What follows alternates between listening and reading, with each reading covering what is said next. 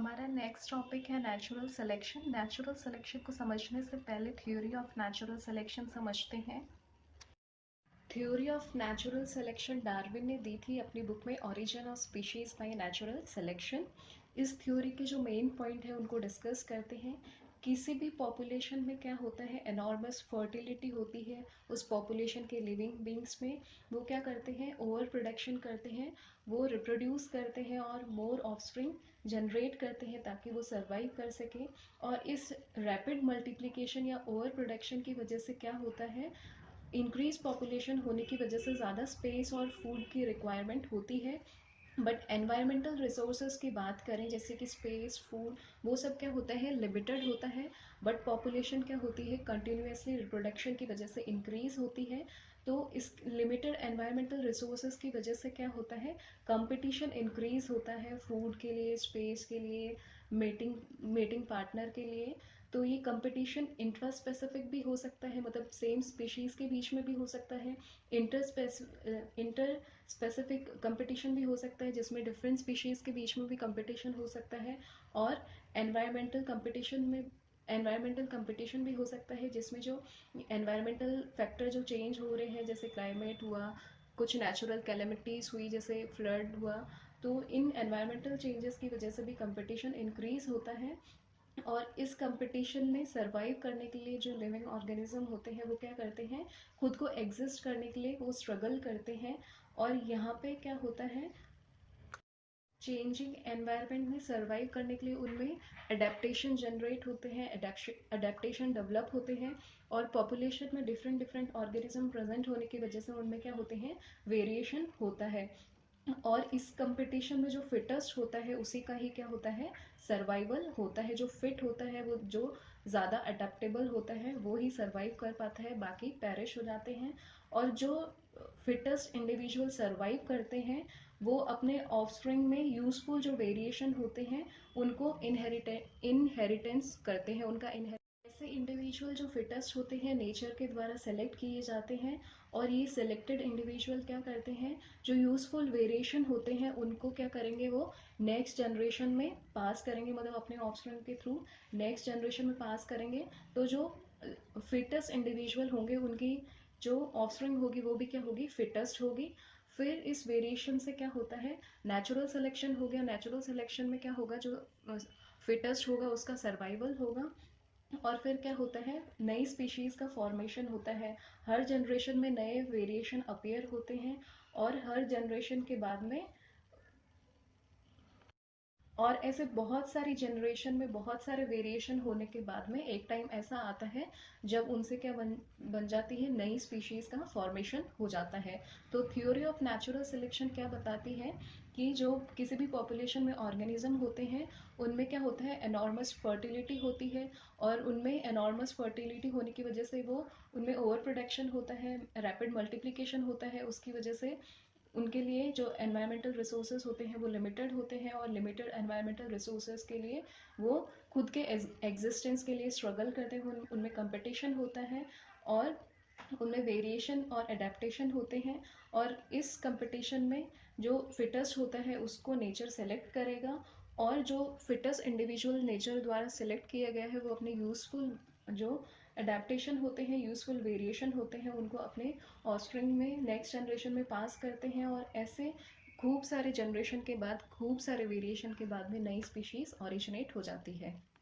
तो natural selection की definition क्या हो जाएगी, survival of the fittest, survival of organism which are suitably adapted to their environmental during struggle for existence और natural struggle is called natural selection। natural selection अभी अपन ने देखा, same वही बात है कि यहाँ पे जो बेस्ट फिटेड या बेस्ट सुटेबल ऑर्गेनिज्म होगा, बेस्ट अडेप्टेड ऑर्गेनिज्म होगा, उसको नेचर क्या करेगी, सिलेक्ट करेगी। ऐसे सिर्फ ऐसे इंडिविजुअली सर्वाइव कर पाते हैं जिनमें जो वेरिएशन होते हैं वो कैसे होते हैं, बेनिफिशियल होते हैं। जो वेरिएशन उनकी बॉडी के लिए बेनिफिशियल होंगे ऐसे ऑर्गेनिज्म क्या होते हैं, सर्वाइव होते हैं। और डार्विन के अकॉर्डिंग जितनी भी लिविंग स्पीशीज इवॉल्व हुई है वो प्री एग्जिस्टिंग स्पीशीज के द्वारा नेचुरल सिलेक्शन से इवॉल्व हुई है। जो नेचुरल सिलेक्शन होता है वो फेनोटाइप पे ही एक्ट करता है, मतलब जो फिजिकल अपीयरेंस होती है वो ही चेंज होती है, यहाँ पे जीनोटाइप चेंज नहीं होता। और यहाँ पे जो यूजफुल वेरिएशन होगी वो ही नेक्स्ट जनरेशन में ट्रांसफर होगी या ट्रांसमिट होगी। यहाँ पे एक टर्म आती है डिफरेंशियल रिप्रोडक्शन। डिफरेंशियल रिप्रोडक्शन में क्या होता है, यहाँ पे किसी भी पॉपुलेशन के कुछ जो लिविंग बींग्स, कुछ ऑर्गेनिज्म होते हैं वो क्या होते हैं, ज़्यादा अडेप्टेड होते हैं चेंजिंग एनवायरनमेंट से, और ऐसे इंडिविजुअल ज़्यादा रिप्रोड्यूस करेंगे और जो पॉपुलेशन का जीन पूल होता है उसमें वो ज़्यादा कंट्रीब्यूट करेंगे। उसको क्या बोलते हैं, डिफरेंशियल रिप्रोडक्शन। मतलब किसी भी पॉपुलेशन में कुछ ऑर्गेनिज्म क्या होंगे, ज़्यादा रिप्रोड्यूस करेंगे और कुछ ऑर्गेनिज्म कम रिप्रोड्यूस करेंगे, उनको क्या, इस कंडीशन को क्या बोला जाता है, differential reproduction. Next types of natural selection की बात करते हैं, जिसमें सबसे पहले है स्टेबलाइजिंग सिलेक्शन। इसमें क्या होता है, जो स्टेबलाइजिंग सिलेक्शन होता है वो कांस्टेंट एनवायरनमेंट में ही वर्क करेगा। ये बहुत इंपॉर्टेंट है। जो स्टेबलाइजिंग सिलेक्शन होगा वो क्या करेगा, सिर्फ कांस्टेंट जो एनवायरनमेंट होगा, अनचेंजिंग एनवायरनमेंट होगा, उसमें ही वर्क करेगा। और ये स्टेबलाइजिंग सिलेक्शन क्या करता है, होमोजेनिसिटी को इंट्रोड्यूस करता है पॉपुलेशन में, मतलब पॉपुलेशन को जेनेटिकली कांस्टेंट बनाए रखता है। इसमें क्या होता है, जो लेस अडेप्टेड इंडिविजुअल होते हैं और जो मोर अडेप्टेड इंडिविजुअल होते हैं, दोनों को ही नेचर क्या कर देता है, एलिमिनेट करता है। और यहाँ पे जो एवरेज इंडिविजुअल या फिर नॉर्मल इंडिविजुअल होते हैं उनको नेचर सेलेक्ट करता है। मतलब यहाँ पे जो ओवर स्पेशलाइज्ड इंडिविजुअल होते हैं और जो लेस स्पेशलाइज्ड इंडिविजुअल होते हैं उन दोनों को ही नेचर एलिमिनेट कर देगा।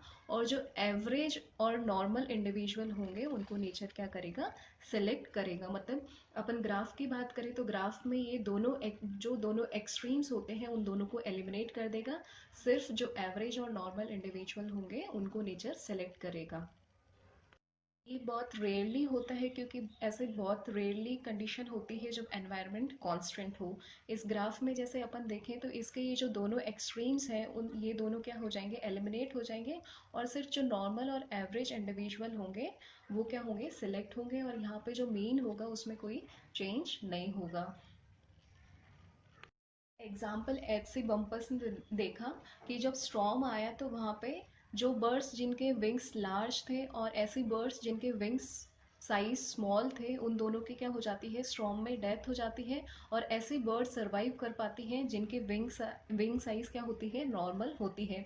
मतलब यहाँ पे छोटी साइज वाली विंग वाली बर्ड्स और बड़ी साइज वाली विंग वाली बर्ड दोनों ही नेचर ने क्या, दोनों को ही नेचर ने क्या कर दिया, एलिमिनेट कर दिया। और यहाँ पे सिर्फ ऐसे बर्ड्स सर्वाइव कर पाई जिनके विंग्स साइज क्या था, नॉर्मल था। इसका दूसरा एग्जाम्पल देखते हैं ह्यूमन बेबीज में बर्थ वेट। जनरली क्या देखा जाता है कि ऐसे बेबीज जिनका बर्थ वेट कम होता है उनकी भी डेथ हो जाती है, और ऐसे बेबीज जो ओवर वेट होते हैं बर्थ के टाइम उनमें भी सर्वाइवल के चांसेस क्या होते हैं, कम होते हैं। और जिनका एवरेज या फिर नॉर्मल बर्थ वेट होता है ऐसे बेबीज सर्वाइव ज़्यादा करते हैं। नेक्स्ट टाइप है डायरेक्शनल सिलेक्शन। इसमें क्या होता है, इसमें एक जो एक्सट्रीम वैल्यू होती है उसको नेचर सेलेक्ट करता है, और बाकी जो दूसरा वाला जो एक्सट्रीम वैल्यू और एवरेज वैल्यू होती है उसको नेचर क्या कर देगा, एलिमिनेट कर देगा। और यहाँ पे जो पीक होता है ग्राफ का वो एक डायरेक्शन में शिफ्ट हो जाता है। जैसे ये क्या है, पीक है, अब ये पीक क्या हो रहा है, इधर शिफ्ट हो रहा है। अब इसकी मीन वैल्यू क्या हो रही है, चेंज हो रही है। तो यहाँ पे ये मीन वैल्यू क्या हो रही है, चेंज हो रही है। तो डायरेक्शनल सिलेक्शन में क्या होता है, मीन वैल्यू चेंज हो जाती है, और यहाँ पे जो ग्राफ का पीक होता है वो एक डायरेक्शन में शिफ्ट हो जाता है, इसलिए इसको डायरेक्शनल सिलेक्शन बोला जाता है। और यहाँ पे क्या होगा, एक एक्सट्रीम, वो एक्सट्रीम कोई सा भी हो सकता है, यहाँ पे चाहे लेस स्पेशलाइज्ड ऑर्गेनिज्म भी हो सकते हैं या फिर ओवर स्पेशलाइज्ड ऑर्गेनिज्म भी हो सकते हैं। तो यहाँ पे एक जो एक्सट्रीम वैल्यू है उसको नेचर सेलेक्ट करेगा, और जो एवरेज और दूसरे एक्सट्रीम जो वैल्यू है उसको नेचर क्या कर देगा, एलिमिनेट कर देगा। और डायरेक्शनल चेंज चेंजिंग एनवायरनमेंट में ही ऑपरेट करता है, एनवायरमेंटल चेंजिंग कंडीशन में ही वर्क करता है। किसी भी पॉपुलेशन में रेगुलरली एक डायरेक्शन में चेंज करता है, मतलब किसी एक ऐसे इंडिविजुअल को फेवर करेगा और दूसरे इंडिविजुअल को ये एलिमिनेट करेगा टाइम के साथ, अडेप्टेशन के साथ। इसका बेस्ट एग्जांपल है इंडस्ट्रियल मेलानिज्म इन पेपर्ड मोथ में। ये इंडस्ट्रियल रेवोल्यूशन में जब एनवायरनमेंट चेंज होता है तो उसके साथ एक्ट करता है। अभी अपन ने देखा था डायरेक्शनल सिलेक्शन जो होता है वो चेंजिंग एनवायरनमेंट के साथ ऑपरेट करता है। तो इंडस्ट्रियल रेवोल्यूशन में स्मोक की वजह से जो एनवायरमेंटल चेंजेस होते हैं उसकी वजह से दो दो पेपर्ड मोथ थी, एक तो वाइट विंग्ड और एक ब्लैक विंग या फिर dark wing peppered moth. White wing peppered moth को बिस्टर्न बिटोलेरिया बोलते हैं और डार्क विंग पेपर्ड मोथ को बिस्टर्न कार्बोनेरिया बोलते हैं। तो इंडस्ट्रियल रेवोल्यूशन के पहले की कहानी देखते हैं। 1850 से पहले जब इंडस्ट्रियल रेवोल्यूशन नहीं हुआ था तो वहाँ पे जो वाइट विंग वाले जो मोथ थे वो डोमिनेंट थे, वो सरवाइव कर रहे थे, नेचर ने उनको सेलेक्ट किया हुआ था। और वहाँ पे डार्क विंग वाले जो मोथ थे वो बहुत कम थे क्योंकि वो विजिबल थे और बर्ड्स उनको आके खा जाती थी। अब क्या हुआ, इंडस्ट्रियल रेवोल्यूशन हुआ। इंडस्ट्रियल रेवोल्यूशन की वजह से क्या हुआ, इंडस्ट्रीज से जो स्मोक था वो धीरे धीरे वहाँ के जो प्लांट्स थे उन पे आके डिपॉजिट होना शुरू हो गया। तो जो प्लांट्स की बाग थी उनका कलर क्या हो गया, डार्क हो गया।